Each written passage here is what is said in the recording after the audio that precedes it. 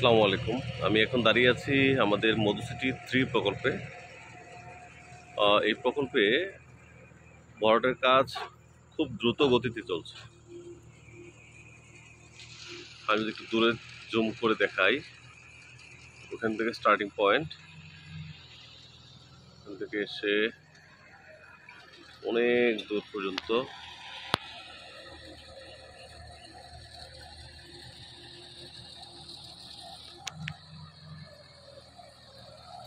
Leveling করা হচ্ছে এবং পার বেঁধে আবার নতুন করে বালি ফেলবে, যার কারণে যে পার বাঁধছে।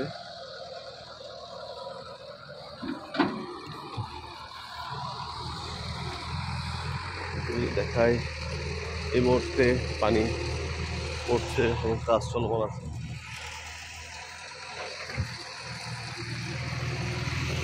মজার বিষয় ছিল কি, একটা সময় মানুষজন বা ডেভেলপার কোম্পানির জমি না কিনেই ভরাট করে ফেলতো।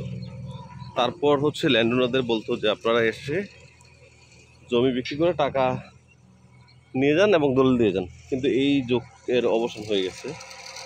প্রত্যেকটা জমি ক্রয় করে দেন এখন ভরাট করতে হয়। এই যে পাইপ দিয়ে পানি পড়ছে, তার মানে কাজ চলমান।